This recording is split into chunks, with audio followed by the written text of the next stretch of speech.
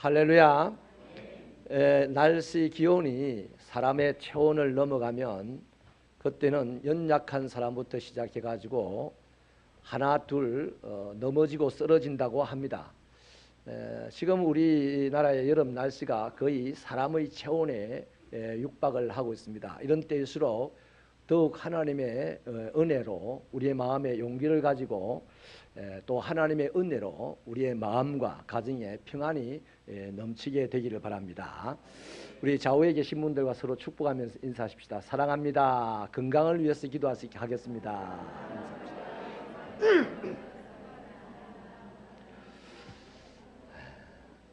이럴 때 분위기가 참 좋습니다.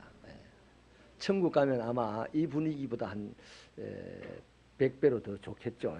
그날을 소망하면서 달려가십시다. 우상은 사람이 자신을 위하여서 만들어낸 신을 말합니다. 그래서 사람들은 정성을 다하여서 우상을 꾸미고 또 우상을 가꾸면서 삽니다. 우상을 꾸미고 가꾸는 데는 열심을 다하지만 자기 자신의 마음과 영혼을 꾸미는 데는 별로 관심이 없죠. 그렇게 살면서 이들은 세월이 가면 갈수록 우상을 점점 아름답게 꾸미고 자기의 신념을 키워나가는 삶을 삽니다. 그러나 하나님은 사람이 만들어낸 신이 아닙니다. 사람이 하나님을 만들 수가 없는 것은 우리가 3주 전에 출애굽기 3장 14절에서 확인을 하였습니다. 하나님은 스스로 존재하는 분이십니다. 그러므로 참 하나님을 사람의 생각이나 또 논쟁이나 연구로서 만들어낼 수가 없어요. 또 꾸밀 수도 없습니다. 이단은 바로 이런 특징을 가지고 있어요. 스스로 존재하신 하나님을 자기의 똑똑한 생각과 특별한 경험들을 동원해서 꾸미고 만들려고 하는 것이 바로 이단이지요. 솔직히 하나님은 스스로 존재하시는 분이다. 이 말씀 앞에서 우리는 한 가지 질문이 생깁니다. 그렇다면 도대체 하나님은 어떻게 스스로 존재할 수가 있는가입니다. 그에 대한 답은요, 딱 하나밖에 없어요. 하나님이 전능하시기 때문이에요. 하나님이 모든 것을 할 수 있기 때문에 자기 스스로도 존재하시는 분이 되는 것입니다. 자, 이 하나님께서요, 인간을 찾아오시고 또 당신을 보여주십니다. 그걸 계시라 그러죠. 그래서 성경에 등장하는 사람들, 우리를 포함하여서 이 세상에 살았던 사람들 중에 많은 사람들이 그렇게 오셔서 보여주시는 하나님을 경험할 수 있었습니다. 그래서 자신의 삶에서 만나게 되고 또 피부로 느끼게 되고 그런 하나님을 고백하고 믿는 것이죠. 자기가 경험한 하나님, 만들어낸 하나님이 아닙니다. 생각하는 하나님이 아닙니다. 꾸민 하나님이 아닙니다. 찾아오신 하나님, 그래서 만나진 그 하나님, 내가 경험한 그 하나님을 나의 하나님이라고 고백하면서 살아가는 사람들이 바로 우리들입니다. 아브라함이 그렇게 만나서 고백을 하였고, 이삭이 그렇게 만나서 고백을 하였고, 야곱도 그렇게 만나서 고백을 한 것입니다. 그러므로 우리는 우상을 만들어 놓고 신념으로 살아가는 사람들이 아니죠. 하나님에 대한 신앙으로 오늘 하루하루를 살아가고 있는 것입니다. 오늘은 우리가 믿는 하나님의 속성에 대하여서 특별히 전능성에 대하여서 말씀을 전하려고 합니다. 한번 따라해 주시겠습니까? 힘차게. 하나님은 전능하시다. 한 번 더요. 하나님은 전능하시다. 성경에요, 전능하신 하나님이라는 이 단어가 처음 언급된 것이 바로 오늘 우리가 읽었던 본문입니다. 당시에 아브라함의 인생은 매우 심각하고 또 절망적인 상태에 있었습니다. 아브라함은 우리가 알다시피 75살에 하나님에게 부름을 받았습니다. 그때 하나님은 아브라함을 부르실 때요, 어마어마한 세 가지의 약속을 주셨는데 창세기 12장에 있죠. 하나는 큰 민족을 이룬다는 것이고, 둘은 창대한 이름을 얻는다는 것이고 셋은 모든 민족에게 흘러가는 축복의 통로가 된다는 것입니다. 아멘입니까? 그러나 여러분 10년이 그렇게 엄청난 약속을 받고도 10년이 지났는데도 그 약속은 아브라함에게서 이루어지지가 않았습니다. 단 한 명의 아들도 아브라함에게 생기지가 않았던 것이죠. 그런데도 하나님은 수시로 아브라함을 불러내가지고 내 자식이 하늘의 뭇별처럼 바다의 모래처럼 많아질 것이다 이렇게 말씀을 하십니다. 솔직히 우리가 이런 하나님의 말씀을 이런 상태에서 듣는다면 우리는 뭐라고 하겠습니까? 뭇별이고 뭐고 다 필요 없고 하나만이라도 주세요. 뭔 말이 그래 많습니까? 이럴 수가 있습니다. 아브라함도 틀림없이 그런 마음이었을 것입니다. 아브라함은 점점 마음이 조급해졌어요. 더 이상 하나님의 약속을 기다릴 수가 없었습니다. 기다리려고 마음을 먹으면 먹을수록 탈진을 할 지경이었습니다. 때마침 아브라함의 아내도 남편에게 강력하게 권면을 합니다. 내 하인 하갈을 통해서 자식을 하나라도 낳으십시오. 그래서 낳은 아들이 이스마엘입니다. 아브라함은 이스마엘이 자라는 모습을 보았습니다. 그러면서 점점 하나님이 자기에게 주신 약속을 잊어가기 시작했습니다. 그렇게 흘러간 세월이 13년이에요. 이제 그의 나이가 99살이 되었고 아내 사라는 여성으로서의 생식 기능이 끊어져 버렸습니다. 자식을 낳을 수 없는 상태가 된 것이죠. 사도 바울은 로마서 4장 19절에서 이 상황에 대해서 이렇게 증언을 합니다. 그가 100세나 되어 자기 몸이 죽은 것 같고 사라의 태가 죽은 것 같음을 알았다. 그러니 아브라함의 입장에서 당연히 첩을 통해서 낳았지만 이스마엘을 자기의 후사로 보고 사는 것이죠. 그렇게 작정하고 산 것입니다. 그러던 어느 날 하나님이 느닷없이 13년 만에 나타나셨어요. 찾아오신 것이죠. 그리고 말씀을 하십니다. 나는 전능한 하나님이다. 그렇게 말씀을 하셨어요. 이 말씀이 있고 얼마 후에 사라의 몸에 아기가 생겼습니다. 여러분, 왜 하나님께서 모든 것이 불가능해져 버린 이 아브라함을 그때서야 찾아와 가지고 말씀하셨을까요? 하나님의 말씀에는 이유가 있고 하나님의 행동에도 이유가 있습니다. 생각을 해보십시오. 낳을만 해서 낳았다면 지가 낳았다고 하지 하나님께서 주셨다고 하겠습니까? 하나님은 그렇게 침묵하며 13년을 기다려서 도무지 나을 수 없는 상태가 되었을 때 하나님이 나타나셔서 당신이 전능한 하나님임을 보여주려고 했던 것이죠. 그래서 인간의 모든 가능성이 끝난 그 자리에서 하나님이 갖게 해주신 아들이라는 사실을 확실하게 아브라함으로부터 시작해가지고 예수님이 다시 오시는 그날까지 이 사실을 모든 인간들이 정확하게 알고 있으라고 하는 것입니다. 네 힘으로 낳은 것이 아니라 내 은혜로 낳았다는 것이죠. 내 능력으로 낳았다는 것이죠. 그래서 이삭은 기적의 아들입니다. 약속의 아들입니다. 예수 그리스도의 그림자가 되는 아들이었습니다. 아브라함은 모든 것이 불가능한 상태에서 전능하신 하나님을 만난 것이죠. 그렇습니다. 여러분, 하나님은 능치 못한 것이 없으신 분입니다. 천지 우주를 다 창조하셨고 인간의 생사화복을 결정을 하셨습니다.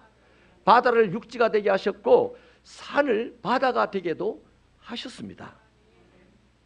사실 질병이나 환난이나 재앙 같은 위기 앞에서 더 이상 살 수 있다는 가망성이 없어졌다 싶을 때 인간은 슬퍼하고 좌절하고 절망합니다. 여기 있는 너나 할 것 없이요, 질병이 심각하게 찾아오고 환난이 찾아오고 재앙이 찾아왔습니다. 약으로 치료할 수 있고 수술해서 치료할 수 있다면 별로 겁도 안 납니다. 그러나 안 된다는 소리를 들으면 우리는 그때부터 좌절합니다. 슬퍼합니다. 절망합니다. 그것이 인간입니다. 그러나 여러분, 이러한 심각한 위기 가운데서 하나님이 찾아오시는 거예요. 그 찾아오신 하나님은 전능하신 하나님이십니다. 그러므로 무능한 우리가 이 땅을 살아갈 수 있기 위하여서는 전능한 하나님을 만나야 하는 것이죠. 여러분, 하나님의 전능과 우리의 무능 사이에 우리는 존재하고 있는 거예요. 사람의 정도에 따라서 좀 더 능력은 있지만 하나님에 비하면 무능한 사람입니다. 마귀와 환난과 재앙은 그 무능한 틈을 타고 들어옵니다. 그래서 인간이 내가 아무리 능력이 있다고 할지라도 하나님보다 능력이 없기 때문에 능력이 없는 그 틈을, 바늘 만한 틈이라 할지라도 마귀가 찾아오고 재앙이 찾아오고 환난이 찾아오는 것이니 인간은 슬퍼하고 좌절하고 죽을 수밖에 없다 이 말이에요. 아멘이십니까? 그래서 무능한 인간이 이 땅에서 그나마 제대로 살려고 하면 전능한 하나님을 만나야 하는 것입니다. 전능하신 하나님을 만나게 될 때 우리 인생에 얼마나 유익한 것이 있는지 오늘 제가 세 가지를 말씀을 드리려고 합니다. 첫째, 전능하신 하나님을 만나면 우리의 인생에 유익한 것이 이거예요. 우리 인생이 부유하게 됩니다. 부유하게 됩니다. 우리 2절 4절 말씀을 같이 읽겠습니다. 힘차게 읽어주세요. 시작.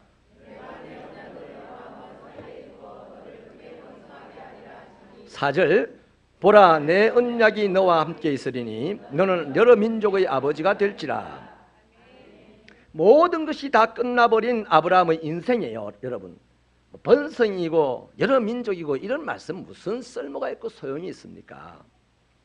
현재 아들이 하나도 없는데, 아들이 한 명도 없는데 뭔 번성, 뭔 여러 민족 이런 말이 쓸 데가 있겠어요? 그런데 전능하신 하나님이 오늘 주신 이 한마디, 나는 전능한 하나님이라는 이 한마디가 있고 난 이후에 사라가 잉태를 하였습니다. 앞서 말씀을 드린 대로 이것은 기적입니다. 그리고 1년 후에 아들이 태어났잖아요. 그가 이삭입니다.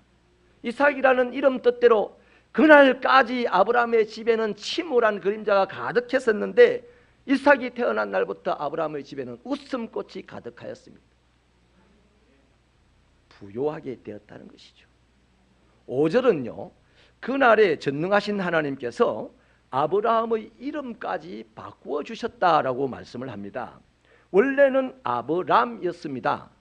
그런데 아브라함으로 바꾸어 주신 것이죠. 아브람이라는 뜻은 한 집안의 어른이라는 말입니다. 그냥 그 집의 아버지라는 뜻이에요. 뭐 평범한 사람이라는 거죠. 그런데 아브라함은 민족의 아버지라는 것입니다. 그러니 그 이름조차도 엄청나게 부요하게 하나님이 지금 말씀을 해주셨다 말이에요. 한 집안의 아버지를 민족의 아버지로 바꿀 수 있는 전능하신 하나님이라는 것입니다. 15절에 보면 아브라함의 아내의 이름도 하나님이 바꿔주셨는데 원래 사레라는 이름을 가지고 있었어요. 평범한 한 가정의 어머니라는 말이죠. 그런데 사라라고 바꾸었습니다. 열국의 어머니라는 겁니다. 여러분, 우리는 아브라함에게 주신 하나님의 이 언약이 역사 속에서 얼마나 풍성하게 지금도 끊임없이 이루어지고 있는 것을 잘 알고 있어요.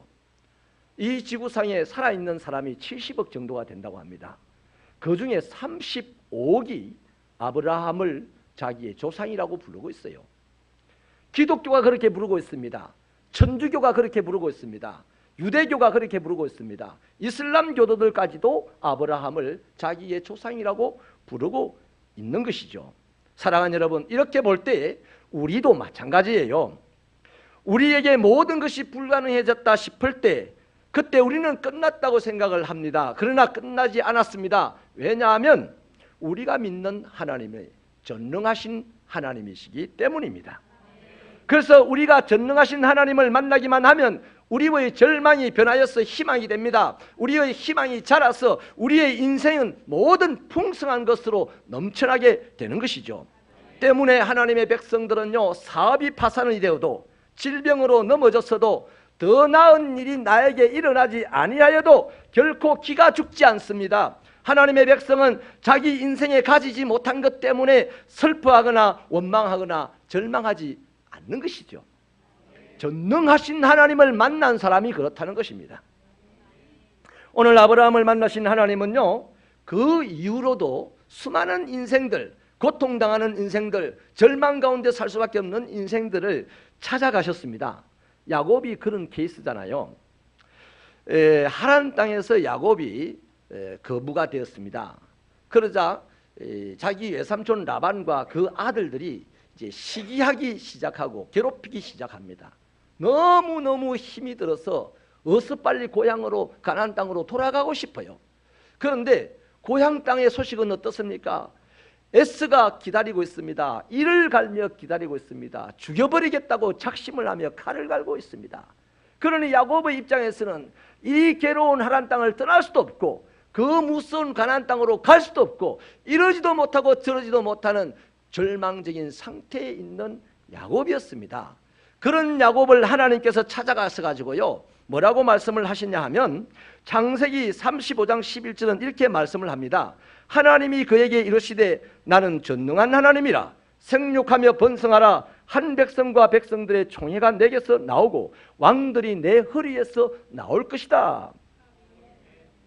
여러분, 아니 하나님이 놀립니까 지금? 예? 지금 여기 하란에도 있을 수가 없고 저기 가나안 땅으로도 갈 수가 없는 이 야곱을 보고서 하나님께서 뭐라고 하십니까? 백성이 나오고 총회가 나오고 허리에서 왕들이 나올 것이다. 그거 안 놔도 돼, 놔도 돼. 내 이 땅에서 그냥 편하게 좀 살게 해주세요. 그냥 가나안 땅에만 들어갈 수 있게 해주세요. 오늘 우리도요, 전능하신 하나님을 믿지 못하면요, 이렇게 딱 됩니다. 예배당에 앉아 있지만은 하나님이요, 천국까지 건 필요 없습니다. 오늘만 좀 편하게 해주세요. 이런 째째한 신앙인으로 변질되어 버리는 것이죠. 전능하신 하나님, 그 하나님을 믿으시는 저와 여러분 되시기를 축원합니다. 그래서 여러분, 참 있을 수도 없고 얼굴만 붉어질 수밖에 없는 이 말을 야곱이 들었어요. 그런데 그 말 속에 뼈처럼 딱 드러나 있는 게 있잖아요. 뭡니까? 나는 전능한 하나님이다. 그래서 전능한 하나님의 말씀이 어떻게 됩니까? 야곱에게서 이루어지잖아요. 철저하게 이루어지지 않습니까? 욥을 보십시오. 지식도 잃었습니다. 재산도 잃었습니다. 건강도 잃고 친구도 잃고 아내도 잃었습니다. 지금 자기가 잃지 않은 것은 딱 하나 남아있는데 목숨입니다. 근데 이 목숨도 엄청난 질병에 걸려가지고 언제 죽을지 모르는 상황입니다.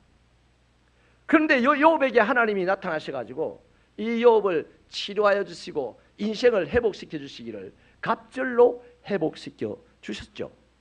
성경에요, 전능한 하나님이라는 이 단어가 45회 기록되어 있습니다. 그런데 무려 31번을 욥기에서 기록하고 있습니다. 뭔 얘기입니까? 하나님은 고통당하는 사람을 반드시 찾아간다. 지 힘으로 살 수 없는 사람을 반드시 찾아간다. 또 욥은 엄청난 고통을 받았다. 이것을 알려주는 거 아니겠습니까? 이사야서 40장 28절로 31절은 이렇게 말씀합니다.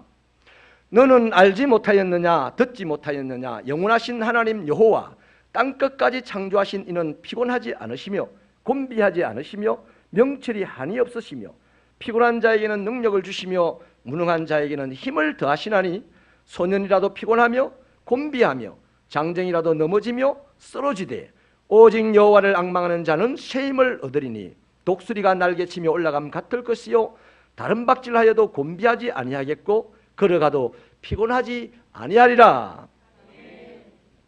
여러분, 이 시간 말씀 잘 들으세요. 여러분이 한 번도 못 들어본 말씀입니다. 이거.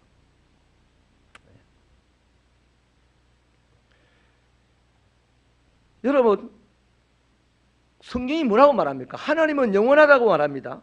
우주 만물의 창조자라고 말합니다.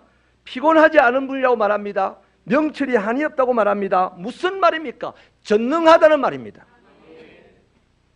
이분이 피곤하였어, 무능하였어, 어렸어, 가진 것이 없었어, 병들었어, 부족하였어, 모든 것이 불가능하게 된 나를 찾아오신다는 말입니다. 그리고 당신의 능력을 베풀어 주시는데, 그러므로 우리가 지치고 힘들고 모든 것이 끝났다고 생각할 때에 전능하신 하나님을 만나야 한다는 얘기입니다. 그래서 이사야는 오직 여호와를 앙망하라고 촉구하고 있는 것입니다. 두 번째는요, 전능하신 하나님을 만나면 우리가 말씀의 약속을 확신하는 유익이 있습니다. 여러분, 정말로 이거는 가슴이 아픈 얘기지만 한번 물어봐야 되겠습니다. 우리 먼저 한 번 더 2절 4절 말씀을 같이 읽겠습니다. 2절 4절 시작. 내가 내 언약을 나와 너 사이에 두어 너를 크게 번성하게 하리라. 보라, 내 언약이 너와 함께 있으리니 너는 여러 민족의 아버지가 될지라. 질문 드릴게요. 사랑하는 새벽교회 성도 여러분, 누구보다도 하나님을 믿으시는 여러분, 하나님의 말씀을 믿으십니까? 다시 한 번 더 질문 드릴게요. 여러분 정말로 하나님의 말씀을 믿으십니까? 미안하지만 우리는 대부분의 하나님의 말씀을 안 믿습니다.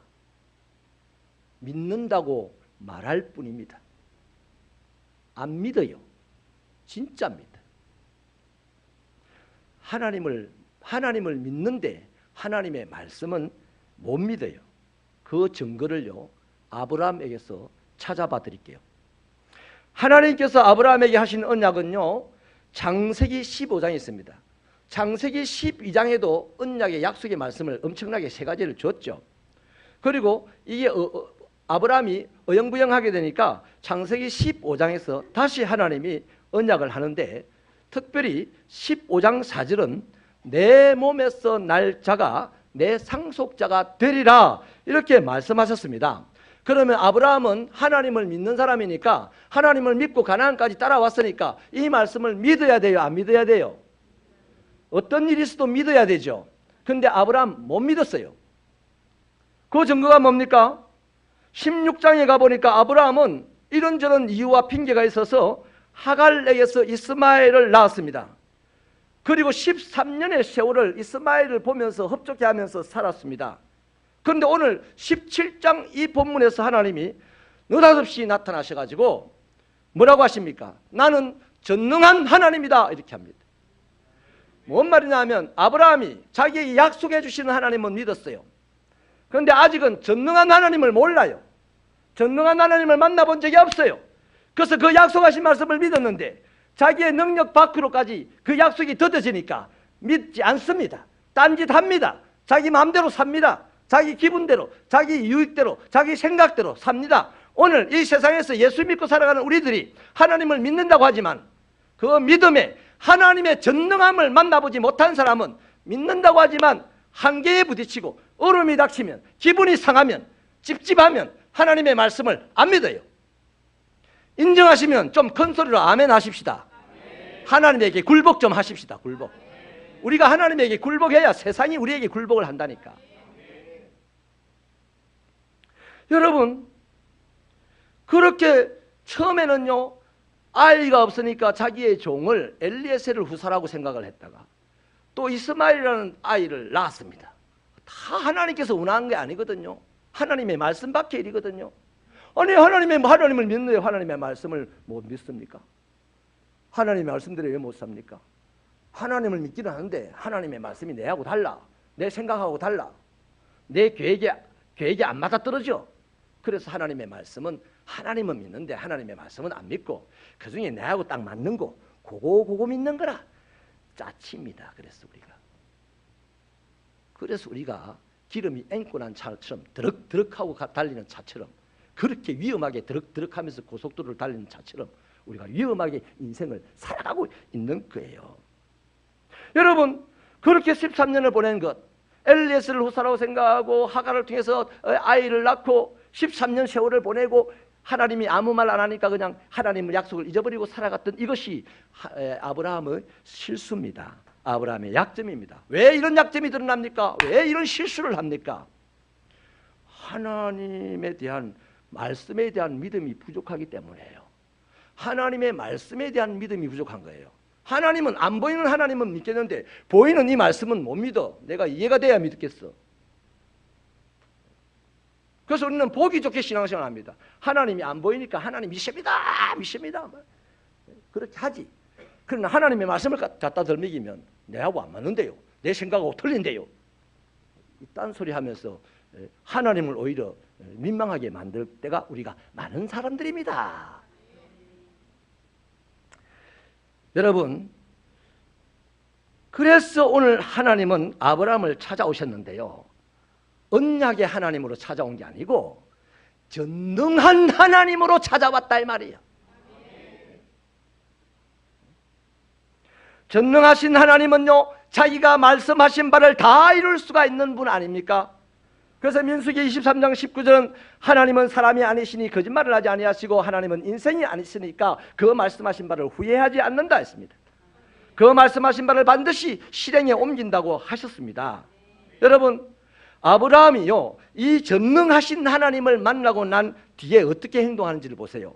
3절에 보면 아브라함이 엎드렸다라고 얘기합니다. 뭐 하려고 엎드렸겠어요? 하나님의 말씀을 이제 바로 듣겠다고 엎드린 거예요. 자기 필요를 따라서 듣겠다가 아니라 전능하신 하나님이기 때문에 무조건 듣겠다고, 무조건 순종하겠다고 그렇게 엎드려진 겁니다. 그래서 하나님이 재차 말씀하셨잖아요. 그 이후에 내려가면 아브라함은 하나님의 말씀대로, 지금까지는 자기 생각대로 하나님을 믿었는데, 그래서 하나님이 13년 만에 나타나가지고 내 앞에서 네 행위를 온전하게 하라고 했는데 그게 뭡니까? 못 기다리고 지 맘대로 살았다는 겁니다. 하나님을 믿는다고 하면서. 그러니 이제부터 다시 내가 네게 하나 줄게, 할례를 받아라 이럽니다. 할례를. 그래서 아브라함은 엎드려서 하나님의 말씀을 딱 듣고 난 이후에는 순종하기를, 자기도 이스마엘도 자기 집안에 있는 모든 남자들도 할례를 받게 했어요. 이러한 행동은 어떻게 해서 가능합니까? 전능한 하나님을 만나고 난 다음에 그분의 말씀이 믿어지니까 이런 행동이 가능한 겁니다. 마리아를 볼까요? 마리아에게 천사가 어느 날 찾아왔습니다. 이제 뭐 16, 17 먹는 그런 어린 아가씨에게 찾아왔죠. 느닷없이 말하기를 처녀가 잉태를 할 것이다. 마리아가 듣고 깜짝 놀랐습니다. 남자를 만나본 경험이 없는 이 마리아로서는 불가능한 말입니다. 그런데 천사가 한마디 보태기를, 대저 하나님의 말씀은 능치 못함이 없다, 이런 말씀을 하자 마리아가 바로 응답을 하기를, 주의 말씀이 나에게서 이루어지기를 원합니다 하면서 자기 처녀의 몸을 드렸다 이 말이에요. 이제 나중에 임신을 하게 되면 돌에 맞아 죽을 여자입니다. 근데 돌에 맞아 죽을 것 생각 전혀 안 나요. 뭐 생각납니까? 전능하신 하나님의 말씀이 능치 못함이 없다는 이 말에는 하나님이 전능하다는 것을 깨달았다는 얘기예요. 그 전능하다는 것을 깨달으니까 내가 죽는 거 그거 뭐 아무것도 문제가 아니야. 이분의 말씀이 나에게서 이루어져야 돼. 할렐루야. 그렇습니다. 하나님의 말씀을 우리가 다 믿는다고 하지만 하나님의 전능함을 경험한 사람만 그분의 말씀을 믿습니다.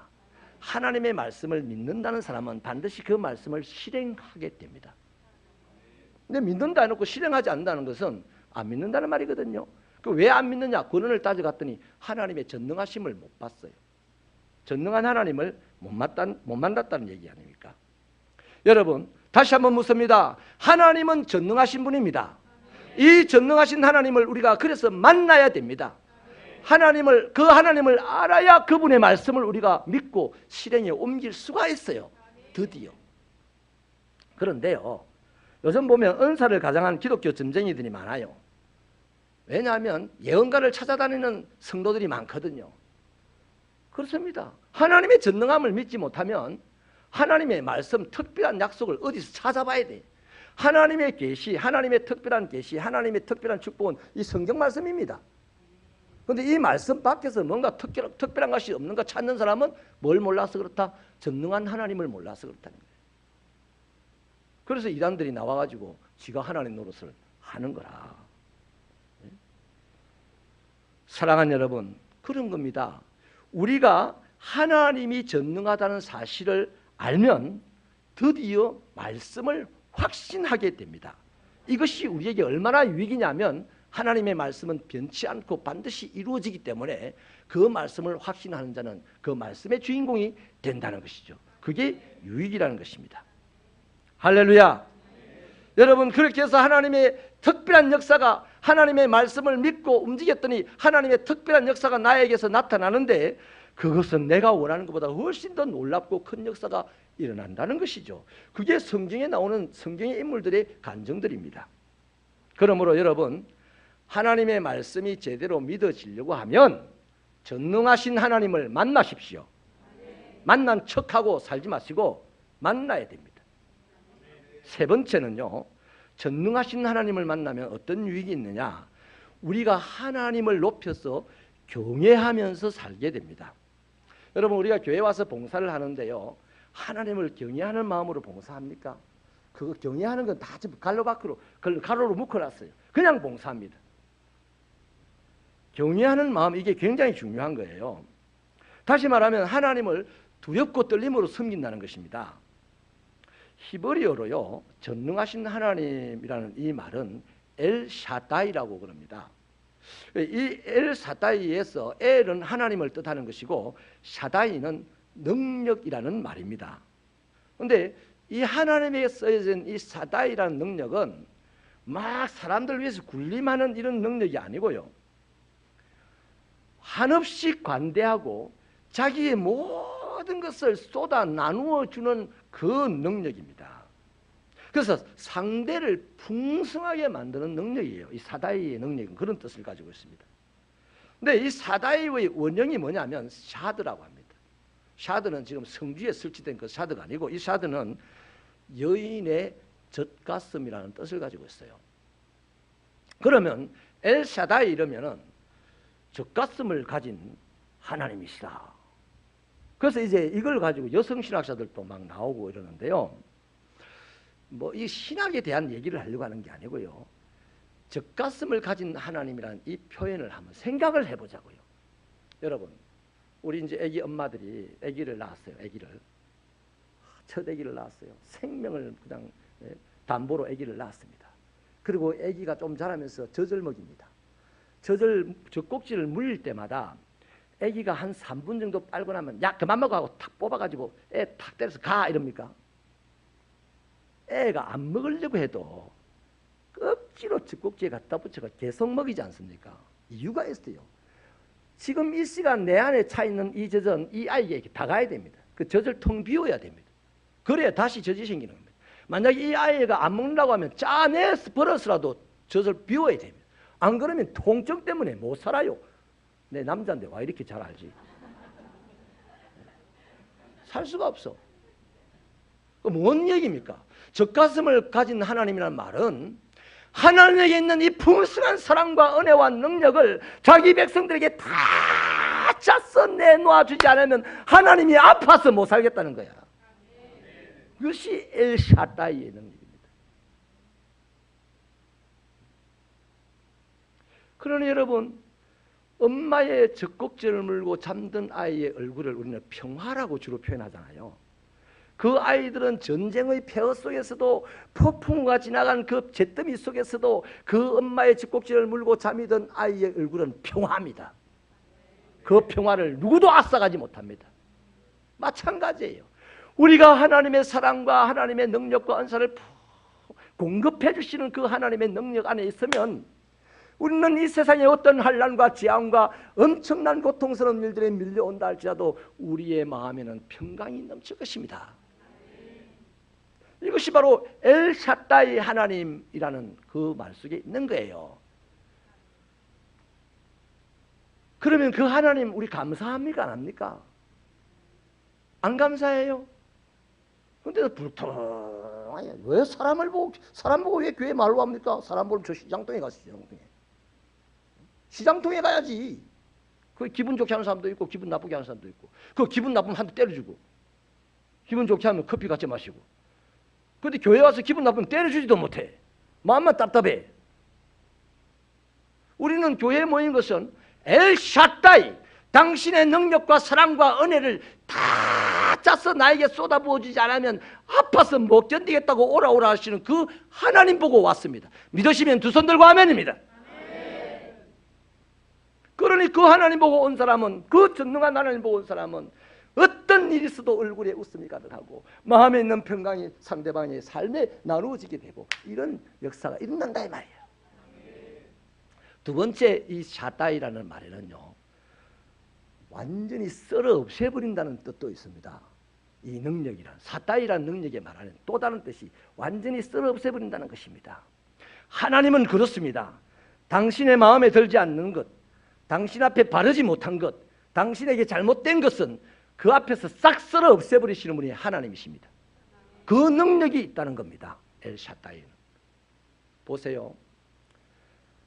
하나님 앞에 바르지 못하였던 애굽, 하나님이 썰어버렸어요. 하나님 앞에 바르지 못했던 가나안, 하나님이 썰어버렸어요. 하나님 앞에 바르지 못했던 아수르, 하나님이 썰어버렸어요. 하나님 앞에 바르지 못했던 바벨론 순식간에 썰어버렸어요. 이 환경, 이 상황 속에 있던 이스라엘 백성들의 관점에서 한번 보십시다. 하나님이 그렇게 대단한 능력으로 마음에 들지 않는 것, 바르지 못한 것, 잘못된 것들을 확 썰어버릴 때에 한편 이스라엘 백성들, 하나님의 백성들의 관점에서 한편으로는 무진장 감사할 일입니다. 그런데 또 다른 한편으로는 어떤 생각이 들겠어요? 어떻게 결심을 하겠습니까? 우와, 우리 하나님은 무서운 분이네. 우리 잘못 살면 저 꼴나네. 이 생각이 들면서 하나님의 말씀대로 살아야지, 이런 결심하지 않겠습니까? 바로 그것이 엘샤다이라는 말 안에 하나님에게 감사도 하고 하나님을 두려워도 하는 그런 것이 숨어있기 때문에 이 전능한 하나님을 만나면 하나님을 경외하면서 살게 되어 있다 이 말이에요. 아멘입니까? 사랑하는 여러분, 그래서 바울 사도는요, 빌립보스 2장 17절 12절 하반절에서요, 항상 복종하여 두렵고 떨림으로 너희 구원을 이루어라. 껄떡거리면서 구원을 이룬다? 있을 수 없어요. 하나님의 집에서 분노하면서 구원을 이룬다? 있을 수 없어요. 하나님의 집에서 미워하고 시기하고 질투하고 분쟁하고 당짓고 지잘난 맛에 살아가는 그 사람이 구원을 이룬다? 있을 수 없습니다. 하나님을 경외하는 자가 하나님의 구원을 보는 것이에요. 말씀을 마치겠습니다. 여러분, 저는 이 시간 전능하신 하나님이 전능하신 속성이 있다고 말씀을 드렸습니다. 이 전능하신 하나님을 만나게 되면 가난한 나의 인생이 부요해집니다. 병든 나의 인생이 건강해집니다. 밀어놨던 내 인생이 지혜로워집니다. 또 이 전능하신 하나님을 만나게 되면 나의 생각과 나의 삶에, 나의 가정에, 나의 사업에, 나의 인생의 미래에 주신 하나님의 약속을 믿어 의심치 않는 사람이 됩니다. 또한 전능하신 하나님을 만나게 되면 하나님을 두렵고 떨림으로 섬김으로써 하나님의 나라가 이루어지는 통로가 되는 삶을 살아가게 됩니다.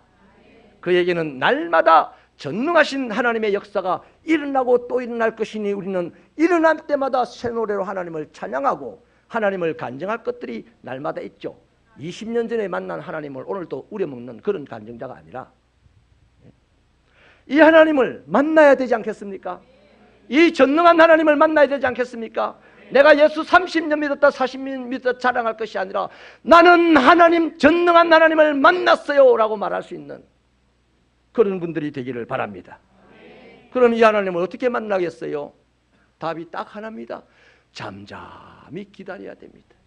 병든 사람이요, 전능하신 하나님을 만나기 위해서 잠잠히 기다리면요, 더 이상 자기 손으로 치료할 수 없는 상태가 이르게 되겠죠. 그때 가장 절망적인 상태에 하나님의 희망이 시작됩니다. 내가 치료 불가능한 상태에 하나님의 치료가 시작됩니다. 내가 내 가난을 해결하지 못할 상태 때에 하나님이 나를 부유하게 만드는 작업을 시작하십니다. 전능하신 하나님이 그렇게 하신다는 겁니다. 그래서 저와 여러분은 이 전능한 하나님을 만나는 신앙생활을 해야 되겠는데 잠잠히 그분을 기다릴 수 있는 믿음의 용기가 있게 되기를 바랍니다. 그래서 정말로 전능하신 하나님을 만난 사람은 한결같이 이구동성으로 이렇게 표현할 겁니다. 빌립보서 4장 13절 말씀처럼 내게 능력 주시는 자 안에서 나는 모든 것을 할 수 있습니다. 병들어도 나는 주님 안에서 모든 것을 할 수 있습니다. 가난하여도 나는 주님 안에서 모든 것을 할 수 있습니다. 경제가 뒤죽박죽이 되고 정치가 엉망진창이 되어도 나는 주님 안에서 모든 것을 할 수가 있습니다.